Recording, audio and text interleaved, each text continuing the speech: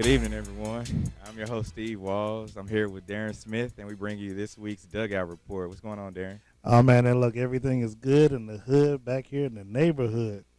Hey, we're broadcasting live from our home city. We're back here in Kansas City at the Negro League Baseball Museum here on 18th and Vine. Darren, what's going on? None, man. You know, we just got back from literally off the road, so hey, that shows the dedication we got not only to our craft and to what we do, but also to our viewers, making sure that we provide them the show that we promise them and that they expect from us.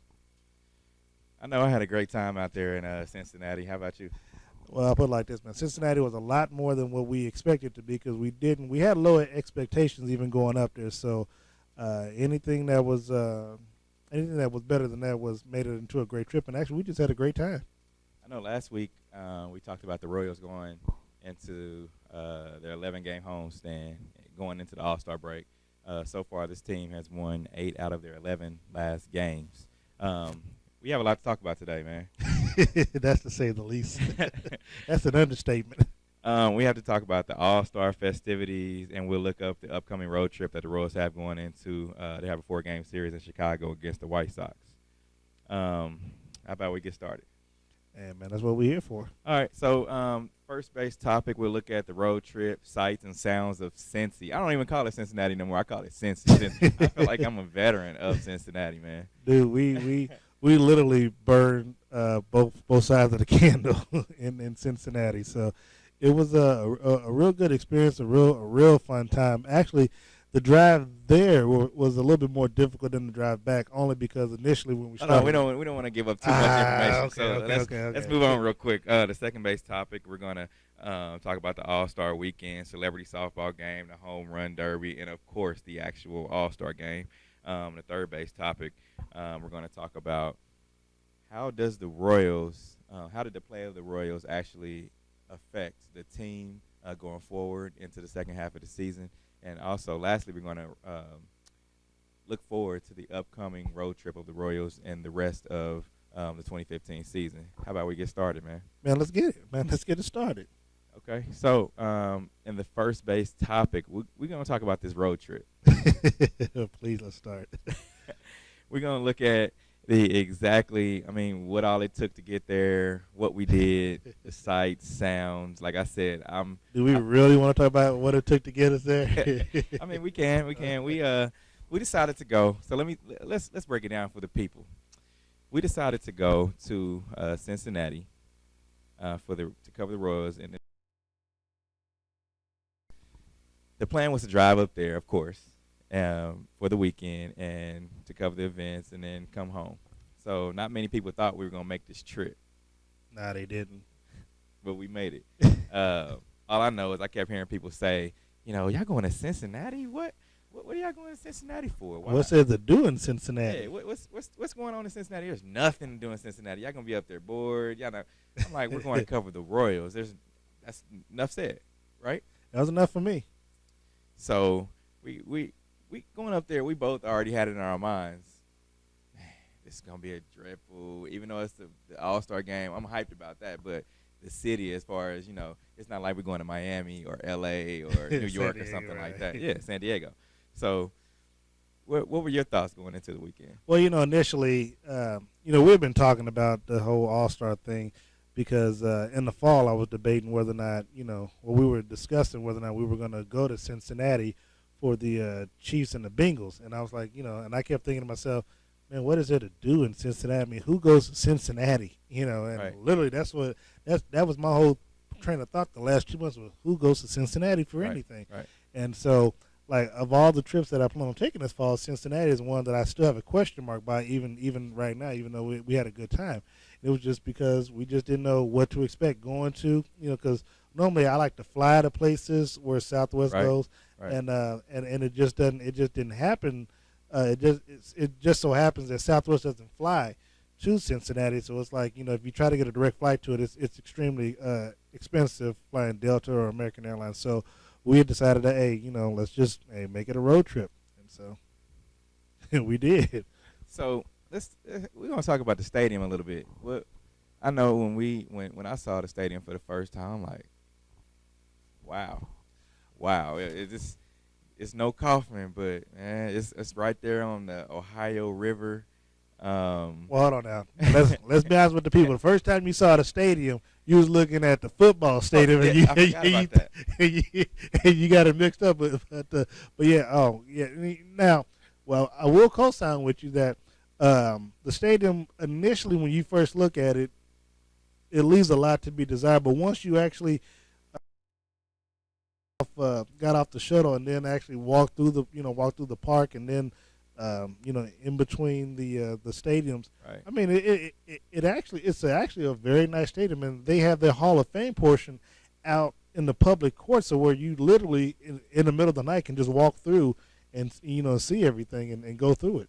I told you this, but it kind of reminded me of Kansas City. It had a little bit of Kansas City feel, with the Power and Light district that we have. Although, be it our stadium isn't downtown, but we have a Sprint Center, and it kind of reminded me just of that feel because they have their bars, their restaurants, and everything right there by the stadium, and it doesn't have the enclosure that Power and Light does, but it's Well, right I wouldn't compare it to Kansas City. I would compare it more to St. Louis because when you go to St. Louis, you have Busch Stadium as well as so that's what that's the impression that I got once we got there. Like, okay, you got the stadium right here, the football stadium, and the baseball stadium. That immediately took me to St. Louis. So that's what I thought. I mean, granted, you can think of Jackson County, but of course it's not downtown as St. Louis is. Right. And but the other thing, before we get to the talk back about the baseball, we must say that football stadium leaves a whole lot to be desired because talking to the people, when they built that stadium, they have yet to do any upgrades whatsoever. Right. So, right. I'm not sure how the Bengals can feel like they're going to intimidate anyone because, we looked at it, their seats are green.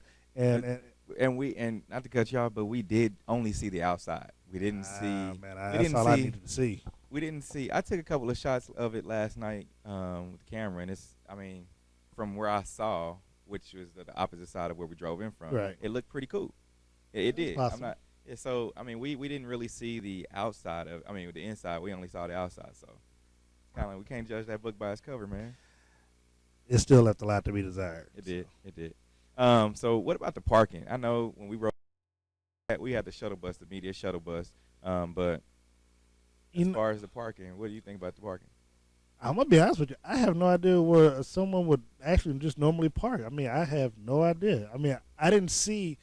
Obviously, we talk about out of Jackson County at the stadium that there's just vast parking everywhere. We just didn't see that down there. So I don't know how they do that parking. To be quite honest, I don't know if people have to shuttle in or you just pay for parking and walk at your own leisure. But I didn't see. We didn't. Not that maybe you did, but I didn't see any particular parking a lot places. Where you just go in and park and just because there was no sign of tailgating or any of that going on. So I have no idea how they do that parking. But the parking lots that I did see, they were charging $5, $10. And nobody was parking in those. It's right across the street from the stadium. I'm like, if that was Kaufman, the prices of for the All-Star game. Price gouging. For the All-Star game here, it was $60 to park, $120 to park right acrost the street. And people were paying it too. And people paid that. So I think. God, I wish I'd have lived there. I wish if we lived in Cincy, man, that parking is cheap. And not only that. People live like literally right across the street from the stadium. Like exactly. You can look. Oh man, now if there's any advantage to living in a city like that, that would be it. Yeah. What about your positives and negatives of the city and the stadium? Well, I think the biggest negative for me was the sound system, just from where we were. Because they have the media contingent just basically all over the place. If you wasn't initially on the main side where we weren't, the audio was fine coming out, but on our side where we were, we just couldn't hear anything. So it was, and not just us, just the fans as well. You could hear stuff going over the PA sound system, and you couldn't, and from our vantage point, there were no scoreboards or anything for us to see. Now we could see the things on the TV. Hopefully that they were showing on the screen. Right. But other than that, you couldn't hear anything. You can only hear things, by the roar of the crowd. And to piggyback off that, I talked to one of the I guess he was the seat, the Right. working the seats, Right. the usher, and he said from his views of and his opinion of the stadium and the sound system, he's never worked in the outfield. Right. He's only worked in like behind home plate, things like that. So he thought that it may be the new construction that they just did, Yeah, but see, but at the end of and the that's day, why the sound was but at like the end that. of They didn't connect it. but at the end of the day, all the money that is going and that's being invested in this, there's no reason there should, that the sound system all across the stadium shouldn't have been working properly. Just there's no excuse for that. Well, I mean, they got through it. Yeah, they got through it. I mean, of course. Well, I mean, they got through it because it didn't rain. And the thing too is, they may be used to it. What do you think? I mean, the fans, the people, because I mean, of course, there's a lot of Cincinnati fans that are going to go to the game, but I mean, they may be used to the daily game goer. I mean, they may be used to it being like that. Yeah, I mean that's true, but it's kind of like Kansas City. When we had the All-Star game, you put your best foot forward because you want people to come back and have a good feel when they leave. When they leave the city, and I'm pretty sure that that's what Mayor James and crew did, and company did was to make sure that everything was just work. I mean, when we came back, myself and my family, we came back from Las Vegas. I mean, the streets literally was immaculate. You could not see any trash on the highway when we were driving, coming from the airport. There was no trash. I mean, literally, there was no trash. I'm like, how is it? Not even a piece of foil or something. From potato chips, something. There was just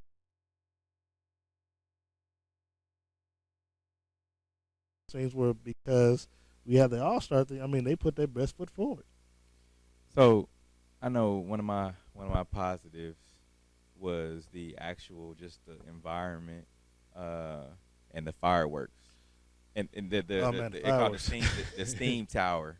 So like I mean even though there was the sound was kind of discrepancy, the steam towers and the fire and the fireworks actually that was cool, man. And man, the fireworks scared the bejesus out because you didn't realize. I mean, it wasn't until like later on when if they hit a home run, that's when the fireworks go off, and it didn't matter who it was, but the home run derby is a different thing, but during the game, the home run, guy at the bottom of the first inning hit a home run and the boom, boom, boom, like scares the. They also did that. They also did. It wasn't really fireworks, but they did like the smoke tower where they boom, boom, boom. Yeah. They did that for when someone struck out. Yeah.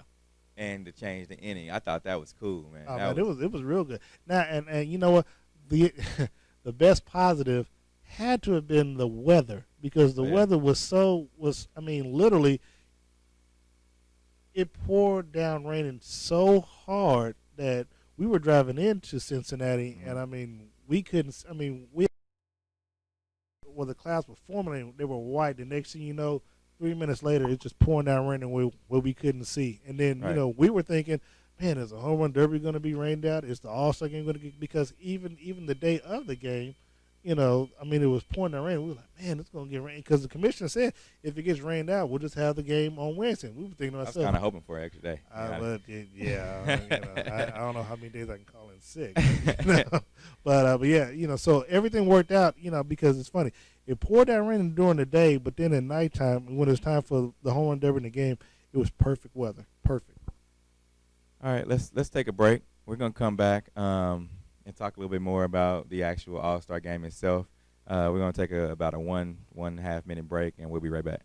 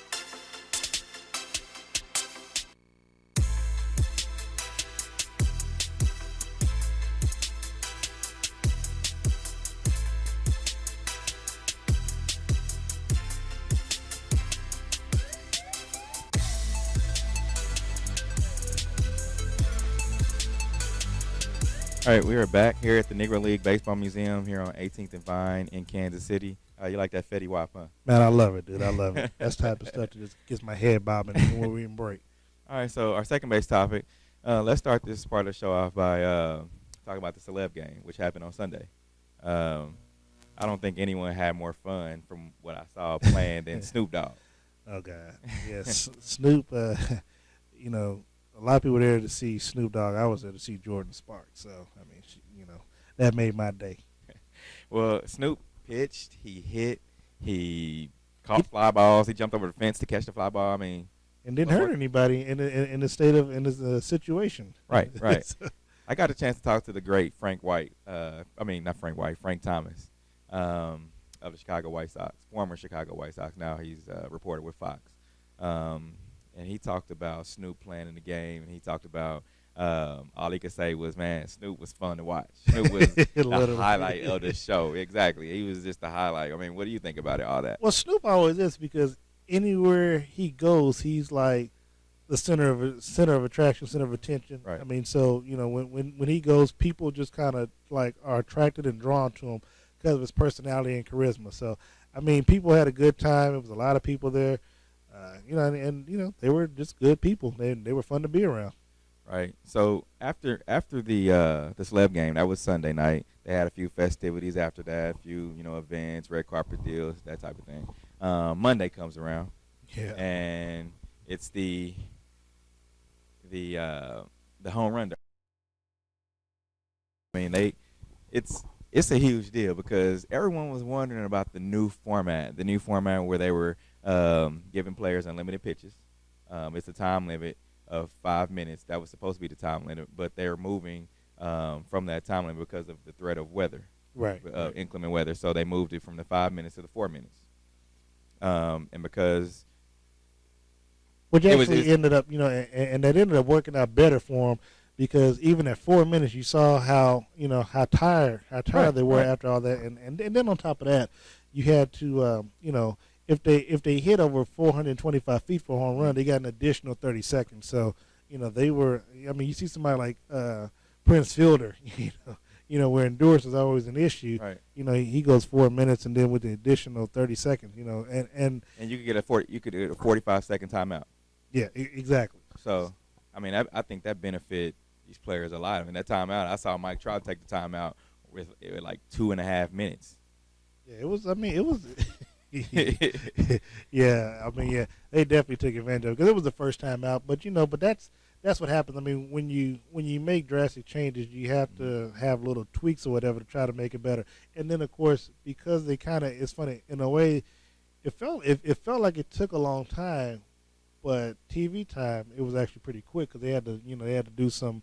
That was a huge delay. Yeah, it was a huge delay. Yeah. So I'm presuming ESPN had it scheduled for 3 hours, so that's the reason why. Because I was like, man, I was thinking, is this thing ever going to end? So, I mean, to me, I think it was very successful. I like. Oh, it was successful. I like the timing. I like the timing. The 4 minutes. Only changes. I wish that they could make the first round 4 minutes, and then the other 2 rounds like 3 minutes or so, 3.5 maybe. Yeah. It could cut it. It could cut the time down a little bit. Maybe to give them that 30-minute. You know what? I would actually. I don't know if I would do 5 minutes, 4 minutes, and 3 minutes, or 3, 4, 5. I think the championship round.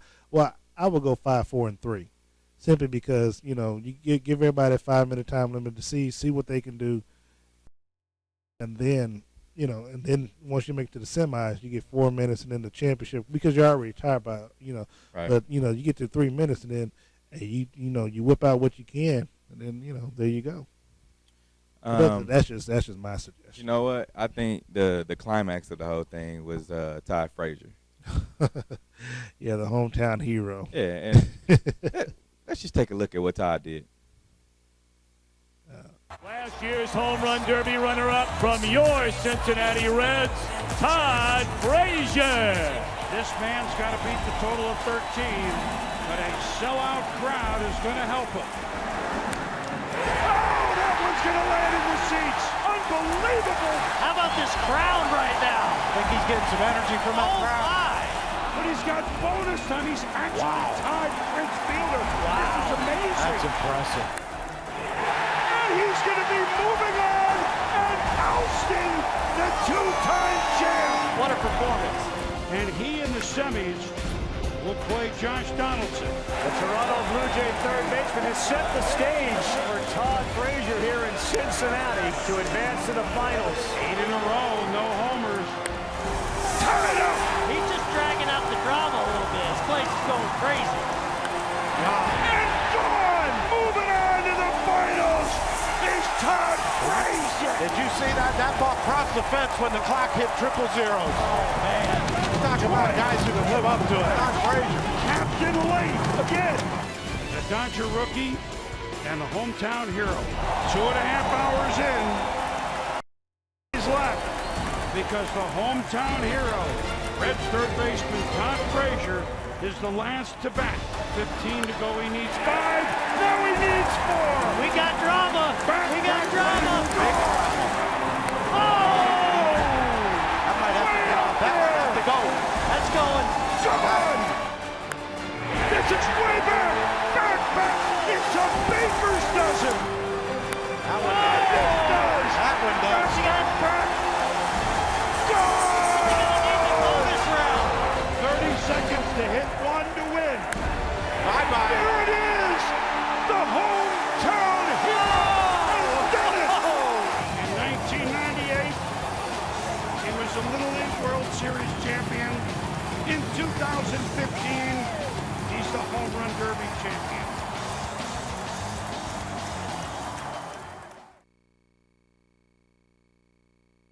You know what, Darren? I liked how it all happened with Todd Frazier, man. Yeah, I mean, I did too. It was, to me, I thought it was very funny how of course you got that home field advantage, but they were really doing their best to get Albert Pujols out and just doing everything they can to lob the ball 25 miles an hour over to Frazier so he can hit it out the park. I'm like, man, at least make it a little bit more. I think it obvious. did a lot. It did a lot for the town, though. A lot for the man, it morale going into the second half of the season for them. I know it did a lot for the morale of the town. And to me, I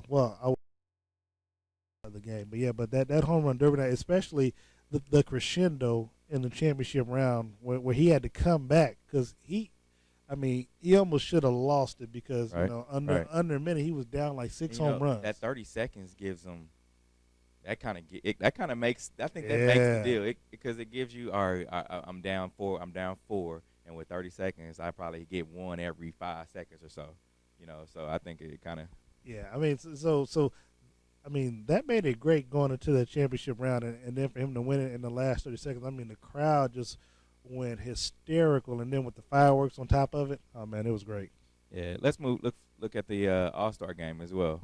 The 86th annual All-Star game. What are your thoughts about the game? Well, considering that the American League won, it gives us a chance if the Royals make it all the way through to the World Series to have home field advantage. So that is a plus. I mean, that was for us. That was the biggest thing that we wanted to have happen was the American League to win. Like I said, the crowd. I mean, the place was packed. I mean, they actually oversold tickets. Yeah, 43,000 attendance, 43,656. And the place only holds, I think, about 37, I think, or 37, 41. Yeah, I believe 37. So yeah, it did that pretty well. But then also, I mean, to me, the biggest highlight for me personally was Pete Rose and Pete Rose, Barry Larkin, Sandy Koufax, and Joe Morgan. The greatest Cincinnati Reds being honored before the game, but then Major League Baseball allowing Pete Rose to have some sort of relationship with this All-Star game being in Cincinnati, even though he faces a lifetime ban. That was pretty good, on Major League Baseball's behalf to allow him to join in the festivities, and it was well worth it. I mean, he had a loud ovation, so it was pretty good. Before we talk about our hometown guys, let's talk about Mike Trout a little bit. Yeah. He's the first player to win back-to-back MVP awards. I think that's huge, man, for a guy that's only 23 years old. Yeah, that's pretty big. You know, I have my own doubts about that. I personally thought it should have been Lorenzo Kane, but I do too.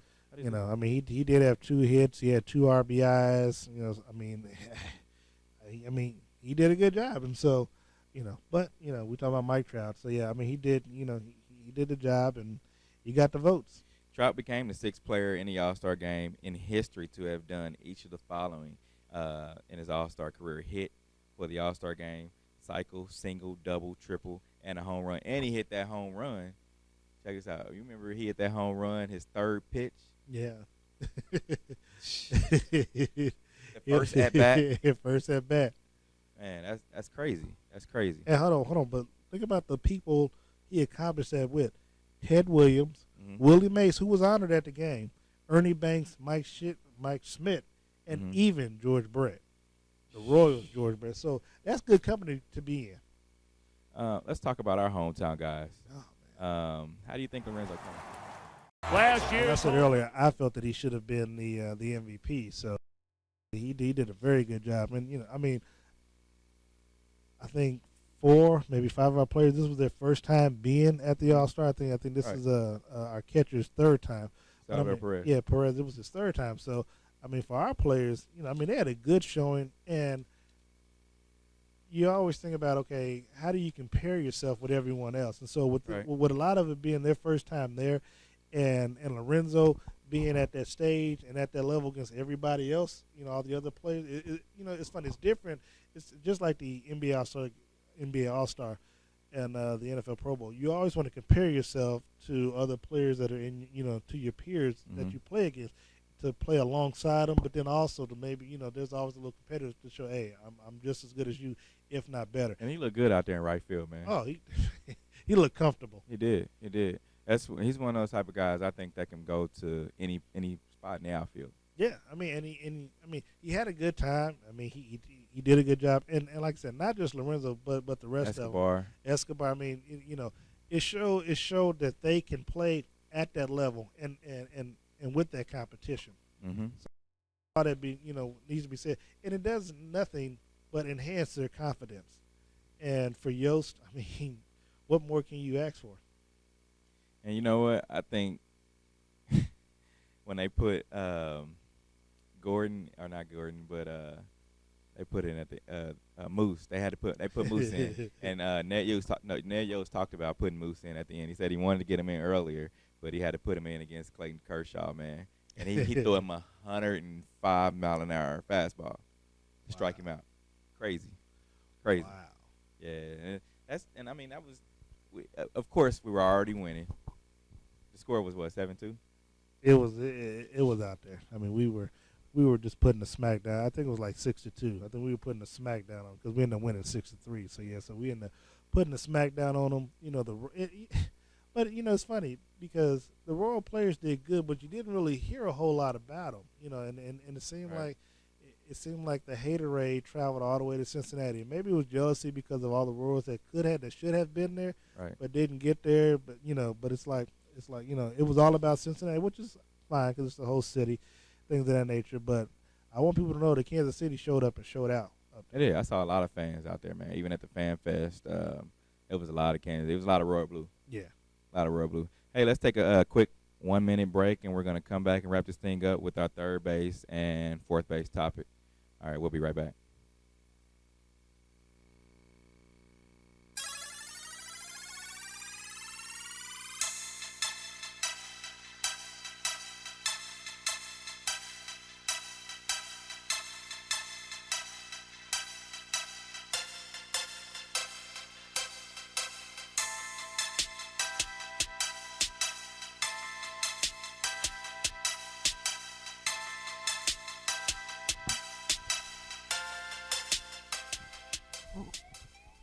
And we're back here at the Negro League Museum on 18th Divine here in Kansas City. Man, I love this place, man. Dude, I am so glad to be home. And, I mean, hey, we have the best spot. You know, I mean, people they can be in their radio station. They can be in their garage. We at the Negro League. You know, man, dude, we were in the press box, I think, for the postgame stuff. I had a guy from ESPN walked up to me because I had on a Baltimore Black Sox jersey, at the game yesterday, and he was like, "Man, the Negro League." I mean, and he says that before he passes away, he wants to come to Kansas City to visit the Negro League Museum because he said he's been to Birmingham, Alabama, for their stuff. But he said he wants to come to Kansas City so he can come and to the Negro League Museum. So that's pretty hot. Hey, so what do you think about the Royals? How did their play yesterday? How did it affect? You think how it's going to affect morale?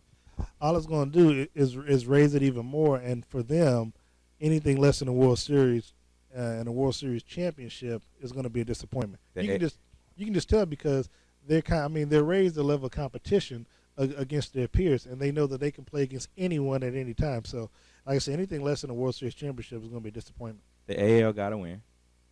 So that means if we happen to make it to the World Series, by chance, if we happen to make it, we'll get the home field advantage. That's right. I love that, man.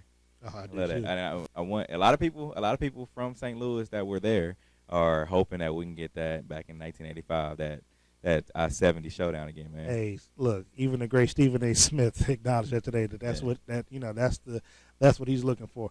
And for us, I mean, it would be real good for us because that would alleviate a lot of potential travel plans for us. So something we can just get on the road and go and come right back. So let's bring this thing home. The Royals are going out east again. Well, not really out east, but they're going to Chicago to face the White Sox for a 4-game series out there. What are your thoughts on them coming back from the All-Star break? What do they have to do to kind of get the motors going again? Well, for most of the players, they're rested, so it's into the thick of things. For the players that were involved in the All-Star festivities, it's just a matter of getting refocused, and I mean that's pretty much it, But when a manager like like Yost, I mean, they'll be okay. I mean, excuse me. Right now, they're at the high for their play, but according to Yost, he'll get them back into shape. I mean, and I don't think there's going to be any setbacks or any lag, between what they did during the All-Star break and then now. I'm guessing. And this is just a guess. I think that they're gonna some of them, like I think Hosmer's gonna come back up hungry, angry, to get wins, but just because he was snubbed of that All-Star appearance, and I think all of his friends win. I think Dyson's gonna come back angry, and they're gonna come back hungry, man, wanting more wins. Yeah, I mean, but like we said earlier, they know what it takes to get there. And then a lot of the players, as I said, because it's their first time going to the All-Star game, they've seen, they got to get that experience out of their system, and they know that they are where they belong.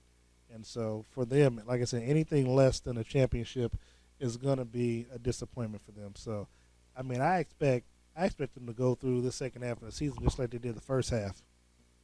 I do too. Everyone should join. Now go to your local place, watch the game on. They're going to be playing starting on the 17th, which is Friday. Going to Chicago. If you can't make it to Chicago, go somewhere and watch the game. Yeah. Also, come down here and check out this beautiful place, the Negro League Baseball Museum. You can see a portion of the baseball diamond behind us. It's a beautiful place, man, down here on 18th and Vine. We want to thank the Negro League for letting us do our show here. Oh, man. And also we have to say it was good seeing Bob Kendrick up there as well. Yeah, we got a chance to talk to him while we were up there, and, they were up there as well. So, hey, we travel. We took the show on the road. People didn't think that we were going to do that, but, this is what we do. And we are literally fresh off the road. Fresh off the road. We got off, gosh, about 6:15, and here we are a half hour later. Yep. We'd like to thank you for joining us. For Steve Walls and Darren Smith, catch us back here next week for the broadcast live from the Negro League Baseball Museum. Thank you to the Negro League Baseball Museum for always showing us their hospitality and having us here. Follow us on Twitter at Sideline Sport KC, on Instagram at Sideline Sports Talk KC, on Facebook /Sideline Sports Talk KC. Follow me on Twitter. Follow Darren on Twitter and Instagram at Steve Walls KC. And at Rock316. All right, we'll holler. Thanks.